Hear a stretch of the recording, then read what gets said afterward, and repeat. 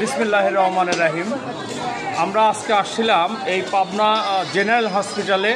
আপনারা দেখতে পাচ্ছেন শিশু বিভাগে 250 শয্যা বিশিষ্ট জেনারেল হসপিটাল। এই শিশু বিভাগে এমন একটা পরিস্থিতি দেখলাম যে বহু শিশুরা এখানে এই যে ফ্লোরে তাদের বেড নাই, জায়গা সংকুলন থাকার কারণে এরা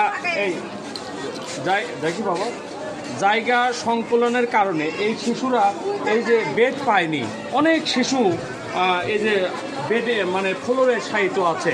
চিকিৎসা কোনো ঘাটতি নেই আমার মনে হচ্ছে, চিকিৎসা যথারীতি চলছে, কিন্তু এই রুগীদের যে বেড না থাকার কারণে অনেক সমস্যা সৃষ্টি হয়েছে।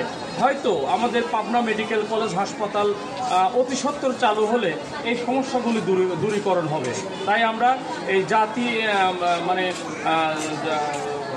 যথাযথ কর্তৃপক্ষ যারা হেলথের, পাবনা হেলথের বা বাংলাদেশ হেলথ স্বাস্থ্য মন্ত্রণালয় আছে, তাদের দৃষ্টি আকর্ষণ করব। পাবনা মেডিকেল কলেজ হাসপাতাল ইমার্জেন্সিভাবে চালু করে এইসব রুগীদের কাছায় গিয়ে আসেন, এইসব রুগীদের এই ভোগান্তি দূর করতে যথাসাধ্য চেষ্টা করবেন, এই আশা ব্যক্ত করে। আপনার রুগীটা এখানে ফ্লোরে আছেন কি বেড পাননি? ধরো এখানে কি ফ্লোরে আছেন, বেড পাননি? এই কষ্ট কয়দিন করতেছেন এখানে?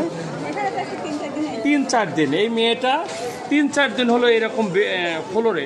এরকম কিন্তু সব জায়গায় দেখলাম। যাই হোক, সবার সুস্বাস্থ্য মঙ্গল কামনা করে যথাযথ কর্তৃপক্ষের দৃষ্টি আকর্ষণ করব, এই সমস্যা যাতে দূরীকরণ হয়। সবাইকে সালাম, আসসালামু আলাইকুম রহমতুল্লাহ। ঠিক আছে।